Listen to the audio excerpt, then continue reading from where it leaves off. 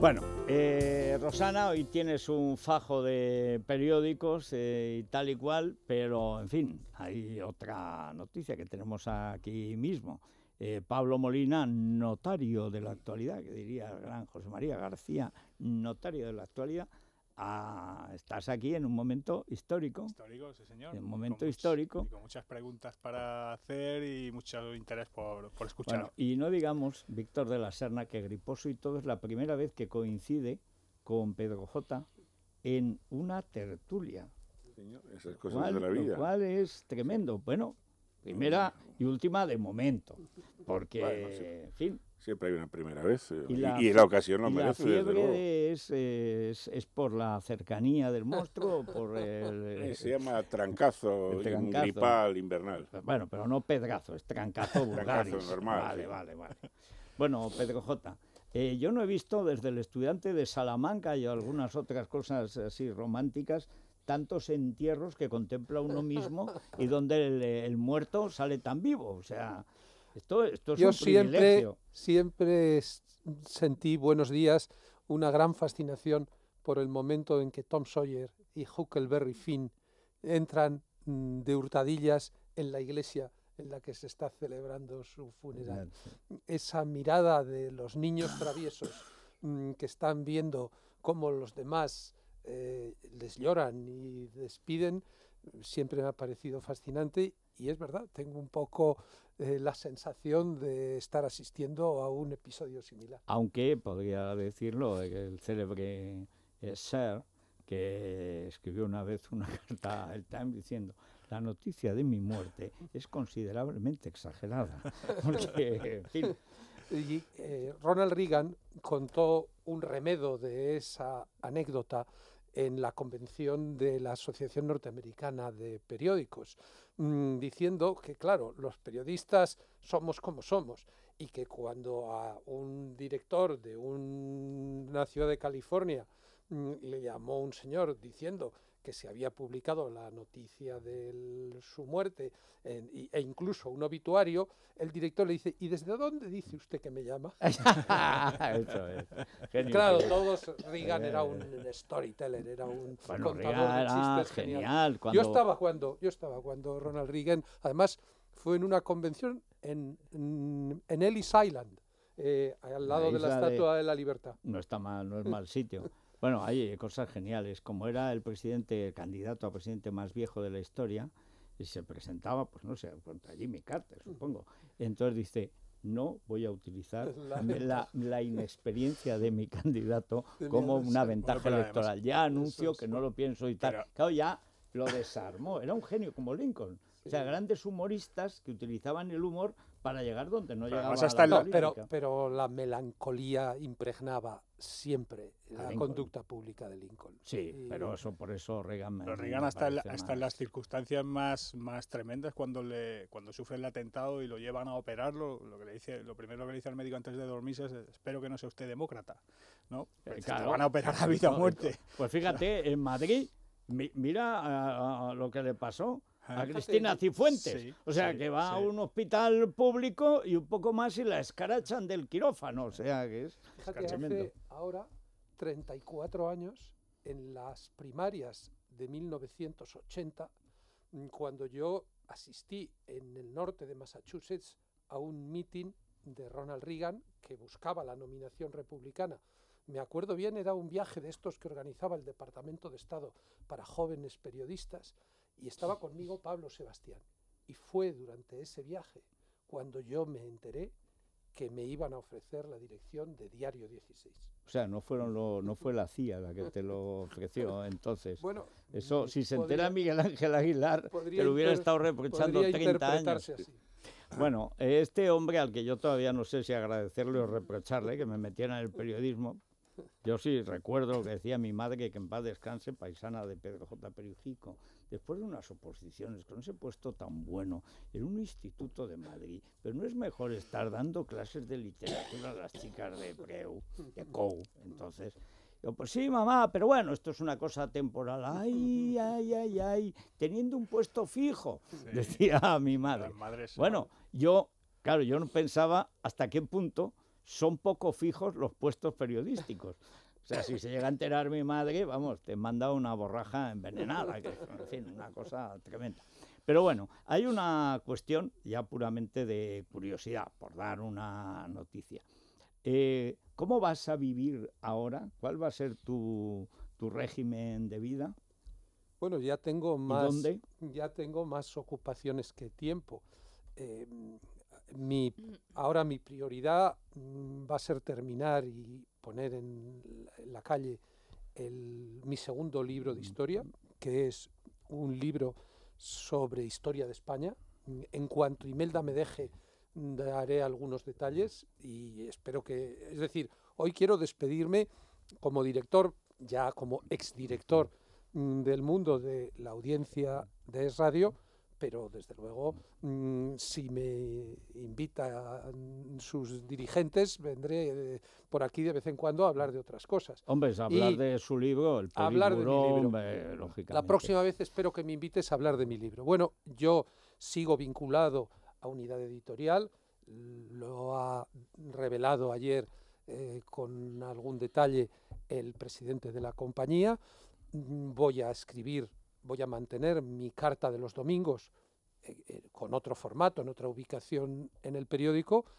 Voy a ocuparme en alguna medida de potenciar la revista La Aventura de la Historia y estaré a disposición del equipo directivo del periódico y de la compañía para lo que ellos deseen. Mientras el mundo siga fiel a su proyecto, y creo que el nombramiento de Casimiro García Vadillo es una garantía de que va a suceder así, yo no voy a hacer nada que pueda complicar aún más la difícil situación en la que están mis compañeros como parte de los problemas generales del sector. Bueno, y si yo fuera Casimiro y viera y oyera en el piso de arriba los pasos de Pedro J, estaría inquieto. O sea, Pues, ¿por qué? Pues porque el ser humano es humano y luego es ser. Pero digo, esto es aparte y me parece que es una solución probablemente la mejor para la empresa en este momento. Pero ayer vimos cómo Antonio Fernández Galiano, que es el máximo responsable de la empresa aquí, con permiso de los accionistas italianos, decía que el mundo estaba abierto a fusiones y a acuerdos con otras empresas. ¿Esto no crea una situación, digamos, de inseguridad en la empresa como tal? Bueno, en primer lugar, yo con Casimiro he trabajado prácticamente 28 años, casi 30 años. Primero en Diario 16 y ahora en El Mundo. Él tiene su personalidad, sus ideas básicamente coincidentes con las mías en lo esencial y diferentes en muchos otros aspectos que no tienen que ver con la esencia de la actividad periodística. Si Casimiro no va a estar inquieto porque yo esté a mano, todo lo contrario, él sabe perfectamente, primero, que todas mis ambiciones y vanidades en el ejercicio profesional del periodismo están colmadas. En segundo lugar, que mi corazón está unido indestructiblemente con el equipo que ahora él encabeza, que es verdad, él lo decía, él siempre me ha sido leal como vicedirector y yo le voy a ser leal, incondicionalmente leal, mientras siga en la línea que no me cabe duda que va a mantener como exdirector. Sí, pero bueno, decir... Yo estaré para ayudarle en lo que él me pida. No, yo eso lo entiendo, pero no me has contestado a la pregunta. ¿De las fusiones? No, claro, es decir, en la televisión de Planeta dice Antonio Fernández Galiano que está abierto a fusiones con quien sea, porque cosa que es verdad, que la publicidad se ha reducido en un 60%, y eso se supone, en la visión de Antonio, que eso supone que puede haber una contracción, digamos, de cabeceras, o una fusión con otras cabeceras. Lo dice en la televisión de Planeta, que tiene la razón, que es uno de los dos novios que se le adjudican públicamente al mundo, Vocento y Planeta. Hombre, quieras que no, el mientras, pues es un concepto amplio, ¿no? No, vamos a ver. Antonio es el presidente ejecutivo de la compañía y lo ha sido siempre, es decir, lo ha sido en los últimos años. Hay veces que las personas confunden un poco mi papel, quizá con el que Juan Luis Cebrián ha estado manteniendo durante mucho tiempo en el Grupo Prisa. Él decidió en un momento dado pasar del ámbito estrictamente periodístico a la gestión empresarial. Yo no, yo nunca he tenido responsabilidades en la gestión económica de la compañía. Yo siempre he sido, y quiero serlo toda mi vida, un periodista y nada más que un periodista, sí, que ha ayudado en cuantas áreas de gestión se me ha pedido colaboración, bien con el departamento de publicidad, bien con el de marketing, pero yo siempre, además, he acatado respetuosamente las decisiones finales que se han tomado en el ámbito de gestión de la compañía. Por lo tanto, yo soy el responsable de todos los errores editoriales y nunca tendré título alguno para apuntarme medallas en el terreno de los éxitos de gestión empresarial que indiscutiblemente ha habido en el desarrollo de nuestro proyecto intelectual que ha sido el mundo. Brillante. No, estoy diciendo la verdad. Sí. El problema es Vamos a ver, entonces, pero no quiero dejar de contestar a ninguna pregunta. La cuestión de las fusiones y de la consolidación del sector. Antonio lo viene diciendo desde hace tiempo y creo que tiene razón.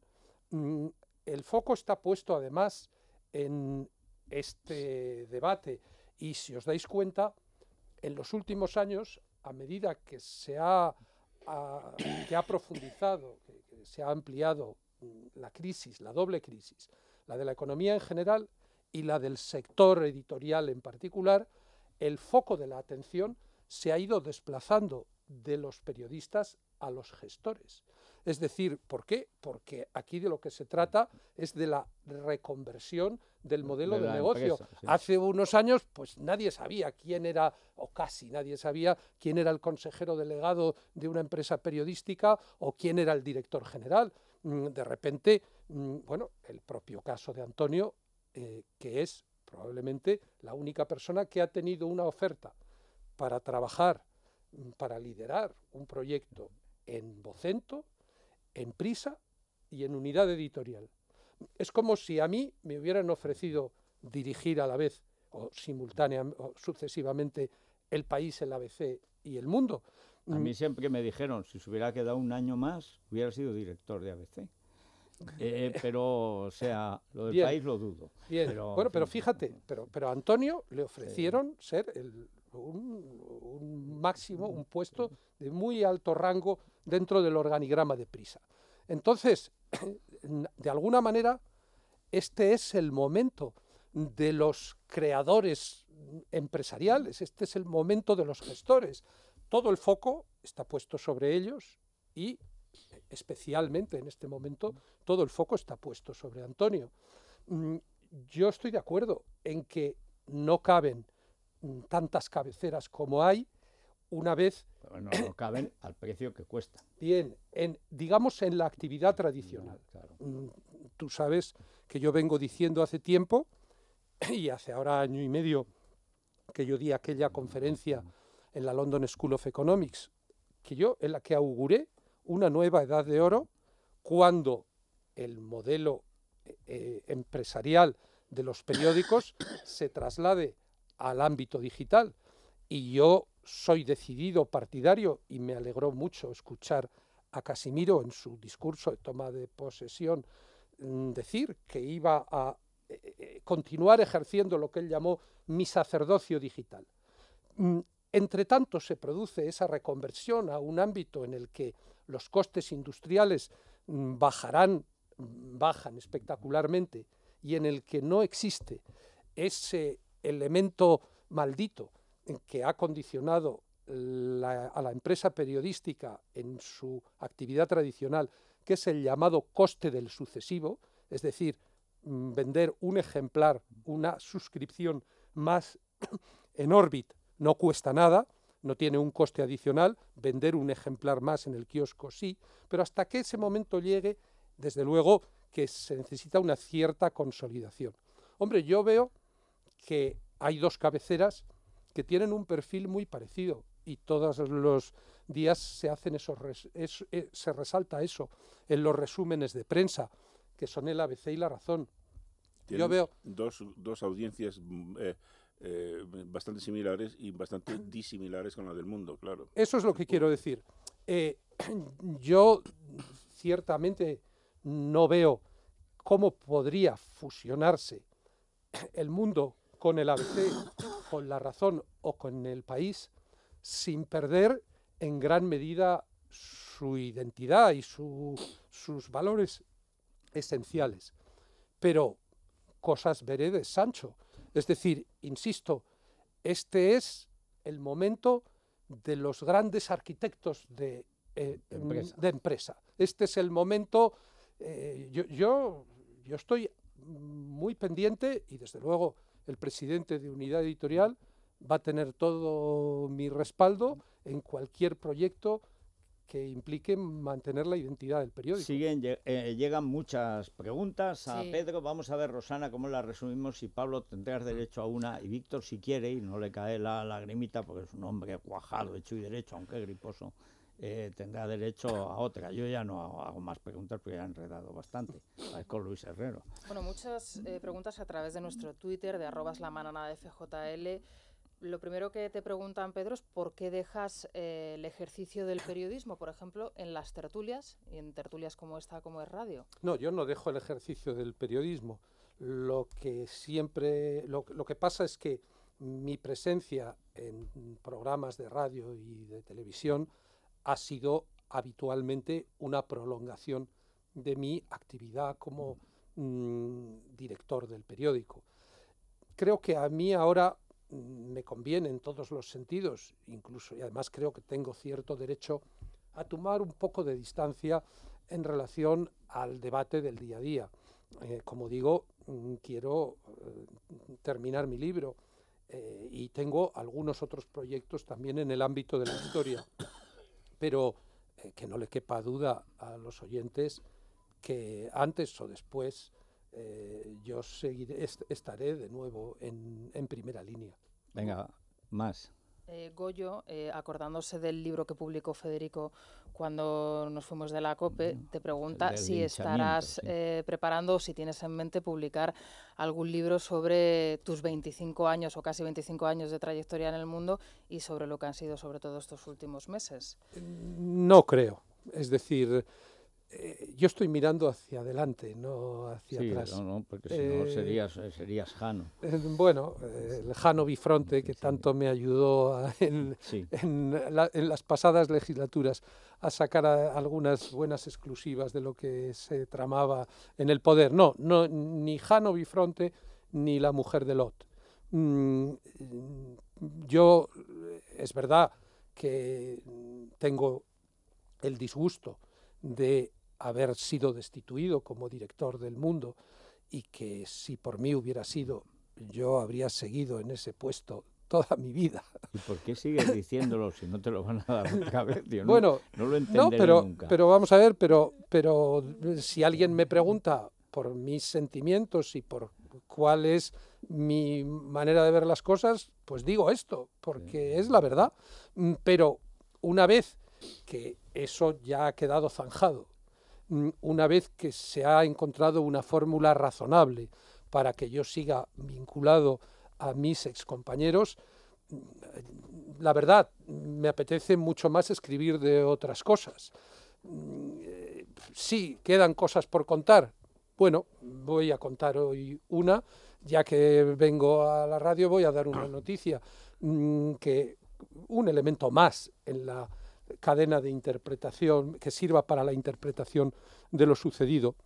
Hace aproximadamente un par de meses, Mariano Rajoy recibió en la Moncloa a un importante empresario español, y hablando de distintas, una persona cercana a algunos de nosotros, y hablando de distintos asuntos, salió a relucir la situación con el Mundo.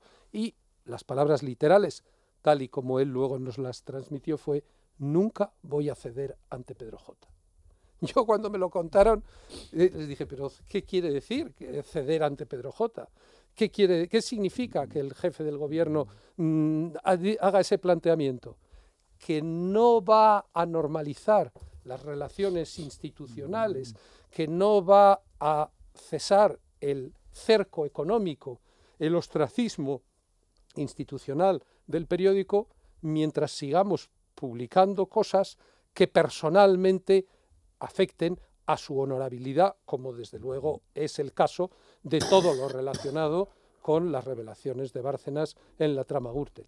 Bueno, hay muchas preguntas, vamos a hacer una pausa, nos acercamos a la bolsa, pero adelántanos, Maite, ¿por dónde van las preguntas de los oyentes a Pedro? Bueno, pues lo cierto es que preguntan sobre todo por lo que estaba ahora mismo comentando, los motivos de su salida y de su marcha es lo que más intriga. De hecho, incluso algunos oyentes dan sus propias teorías sobre qué ha podido pasar. Eso puede ser interesante, pero no hay extraterrestres. No, de momento no están aquí, tienen los pies mucho en la tierra. No, es que hay gente pató, o sea, esto es tremendo. Bueno, hacemos una pausa. Colacel. Colacel, bueno, sí. Está en buen estado, pero estamos en una edad en que Colacel no viene mal. O sea, se recomienda a partir de los 35 años, que es cuando empezamos a perder colágeno. 5 gramos de colágeno hidrolizado, un sobrecito al día, además está estupendo, sabe a frutos del bosque, está riquísimo. Lo pueden encontrar en parafarmacias, en herbolarios y en parafarmaciamundonatural.es. Muy bien, una pausa, bolsa, y vamos con lo que preguntan los oyentes a Pedro J. Si es que hasta el rabo todo es toro, al final vamos a hacerle el último homenaje a las 9:15. No, yo no. Pero hombre, ¿qué son tantos años? Que es inevitable. Pero no lo Esto es como si se retira la Sierra de Gredos. Pues hombre, lo sentiríamos porque hay... Dice, bueno, ¿y la Dama de Elche? Pues también lo ha dejado, pero ¿cómo lo va a dejar la Dama de Elche? Bueno, pues Pedro J en la prensa española, Pedro J director de periódicos, con un presidente del gobierno jurándole odio eterno y que no va a haber normalización y que acabará con él, y etcétera, pues esto era parte del paisaje nacional. Mira, ha habido 2 veces en las que durante los 25 años que yo he dirigido El Mundo, un jefe del gobierno se haya dirigido en términos descalificatorios a nuestro periódico en sede parlamentaria. Lo hizo Felipe González el 2 de febrero de 1990, al final del pleno del caso Juan Guerra, el famoso pleno del 2 por el precio de 1, cuando dijo: he dado instrucciones al fiscal general del Estado para que interponga una querella contra ese periódico que bla, bla, bla, bla, bla. Era porque habíamos publicado que en el Consejo de Ministros se conocía que una empresa adjudicataria de subvenciones estaba vinculada al hermano de Alfonso Guerra. Y la segunda vez, muchísimo más notoria y explícita, fue el 1 de agosto de 2013, cuando, con todos los focos de las televisiones, con toda la atención de la sociedad española puesta en esa comparecencia, Mariano Rajoy Brey dijo: el mundo tergiversa y manipula, convirtiendo la denuncia de un delincuente en una calumnia. Evidentemente, si el jefe del gobierno pone el foco en el periódico en esos términos, está enfatizando que eres su enemigo, que eres su antagonista y que eres el objetivo a batir. Así nos sentimos en febrero de 1990 y así nos sentimos en agosto de 2013. Bueno, una pausa.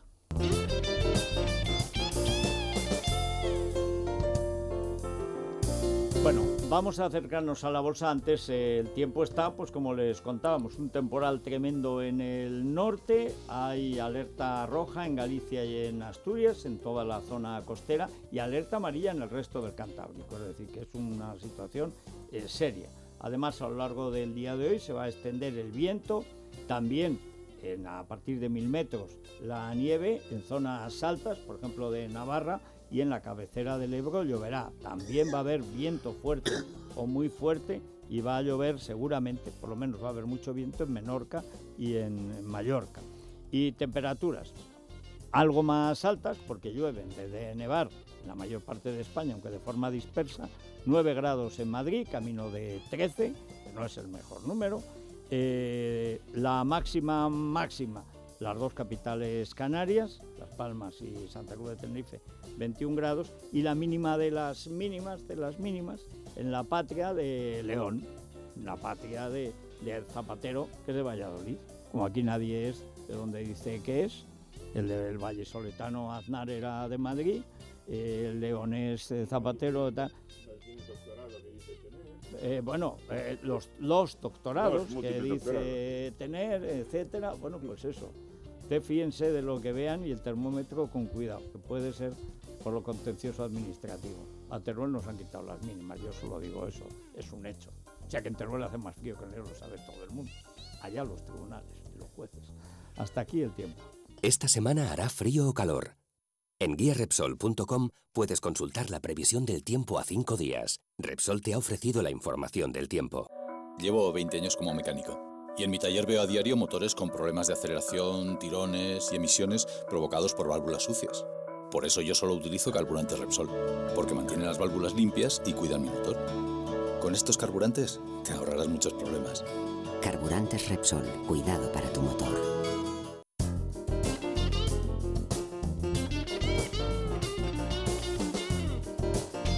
Bueno, vamos a la bolsa con Profim. Luis Fernando Quintero, ¿qué es Profim? Bueno, Profim es la primera empresa española que ofrece un servicio de asesoramiento financiero totalmente independiente, y esto para todos nuestros oyentes significa que en Profim nos diseñan una cartera de fondos de inversión completamente a nuestra medida. Encontramos a Profim en el teléfono 91 521 1125, repito, 91 521 1125. A la bolsa. Profim, empresa de asesoramiento financiero independiente, les ofrece la apertura de la bolsa. Bueno, el IBEX 35 se viene a estabilizar en este minuto, se deja un 0,08%, pero lleva cayendo más de un 0,4% desde primera hora. Tenemos que decir que SACIR se deja un 5,3% en este momento, y es que se acaba de conocer que las negociaciones que mantenía con la autoridad del Canal de Panamá están rotas, y veremos qué es lo que sucede en las próximas horas. Se han roto 3 veces. Sí, tenían de plazo. Ayer algunos lamelibranquios oficiosos ya dieron, con gran foto de Manrique, éxito total de SACIR. Esta cosa las carga el diablo. Sí. ¿Te acuerdas la cantidad de cosas que ayer aparecían en internet? ¡Ya está!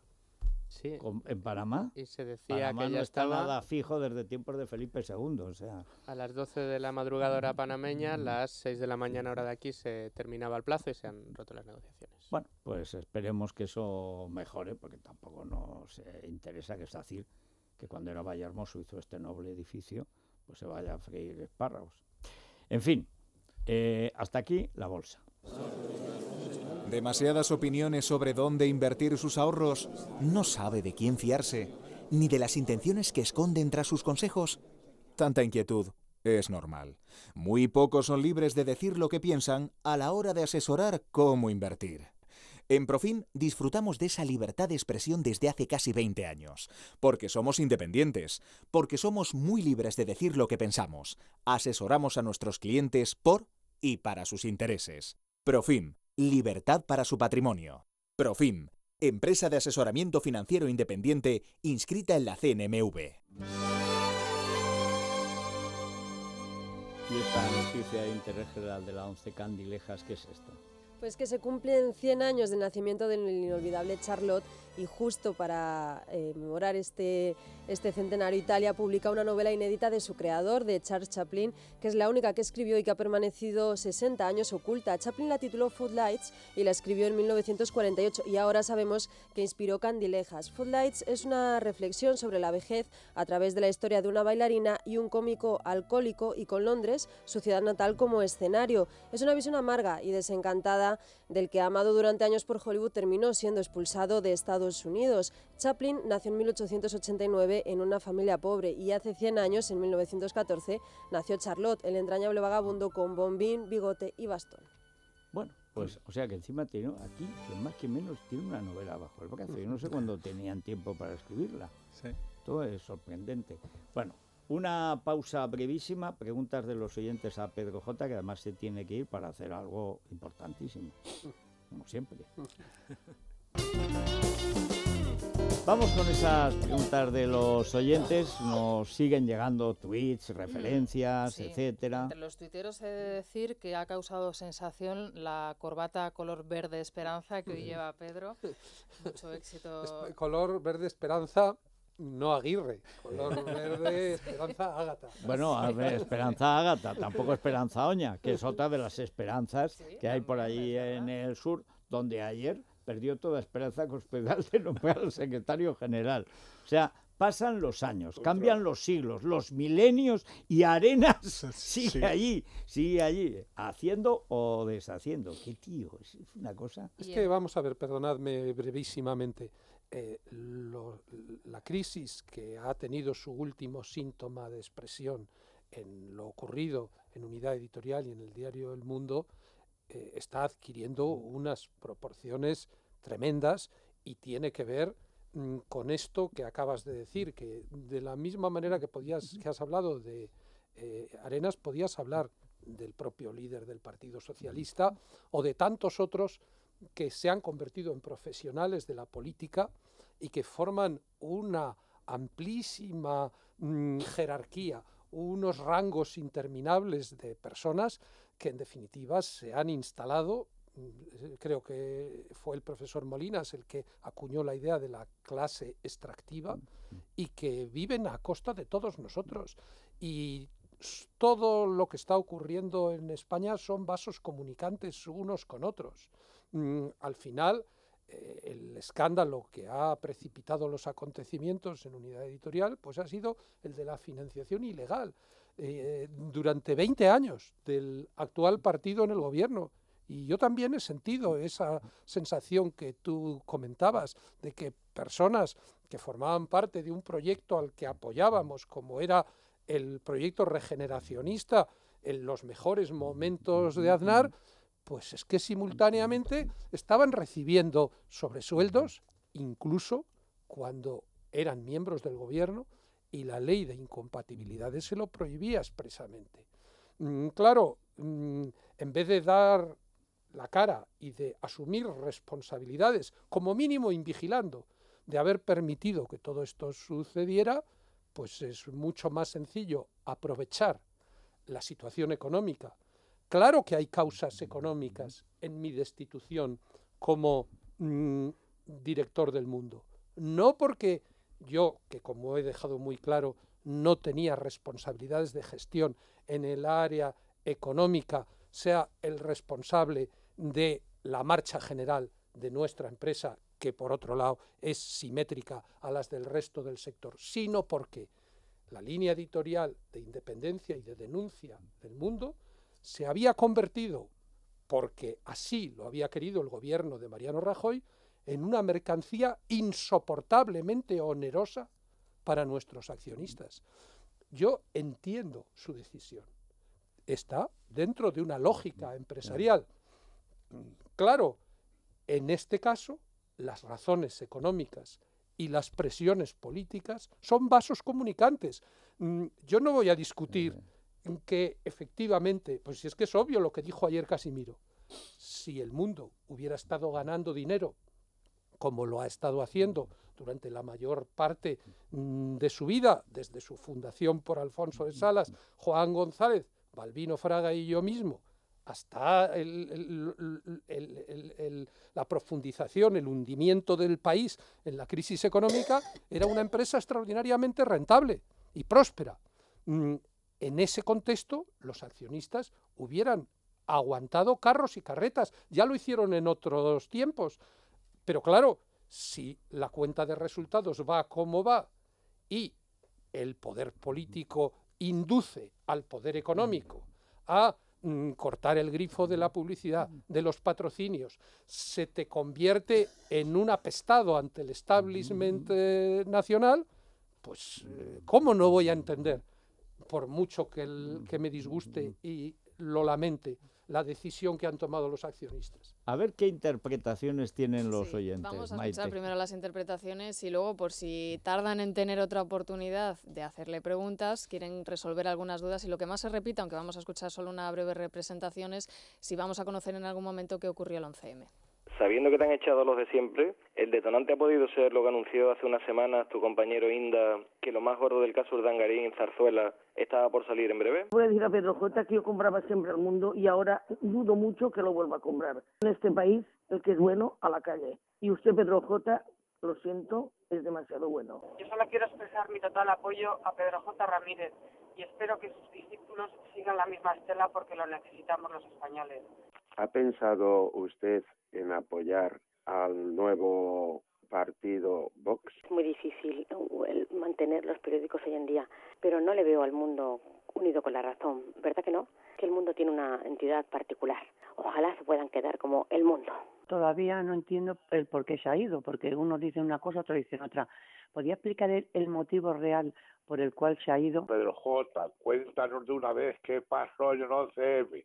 Cuéntanos quién te ha destituido. Bueno, la verdad es que la explicación última es la de verdad.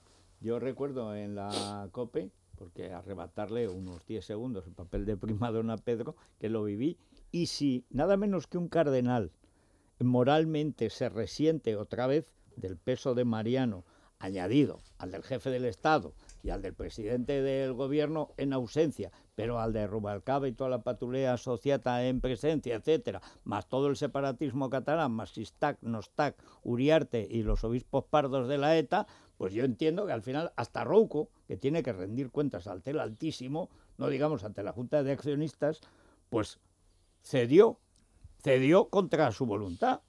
Y ganaba mucho dinero. Nunca ha ganado más dinero la COPE que yo, quizá porque me pagaba la mitad que Burbuaga y tenía el doble de audiencia, perdón Ernesto, pero es así.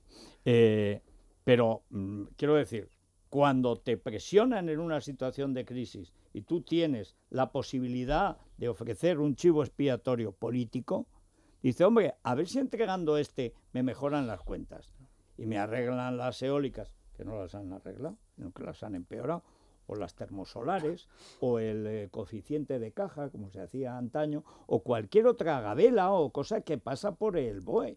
Es que claro, y encima tiene el CNI Soraya, o sea, es que esta historia la hemos vivido.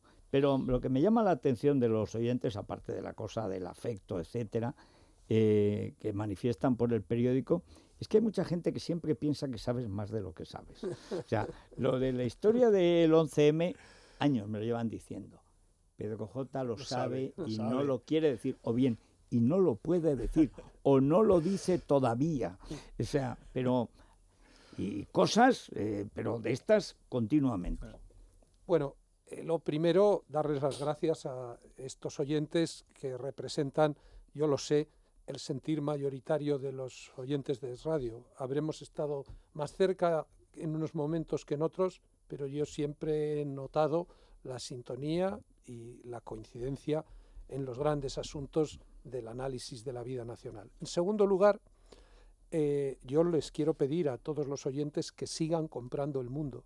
El Mundo sigue siendo mi periódico, el periódico que yo fundé, el periódico en el que voy a seguir escribiendo y el periódico en el que desde Federico, Víctor de la Serna, aquí presentes, y tantos otros, siguen mis amigos, las personas con las que yo me identifico en la manera de entender el periodismo. Creo además que El Mundo tiene un estupendo director, que si no lo ha sido antes es porque estaba yo, y en cierto modo, y todos sabemos también que Casimiro ha tenido ofrecimientos para dirigir otros periódicos. Y desde luego no tengo ninguna duda de que en la medida de lo que él dependa, el 11M, y desembocamos en ello, seguirá siendo investigado en El Mundo. ¿Quién hizo las aportaciones decisivas en las dudas sobre la pericia de explosivos, sino Casimiro? ¿Quién prologó el libro de Titadín de Iglesias?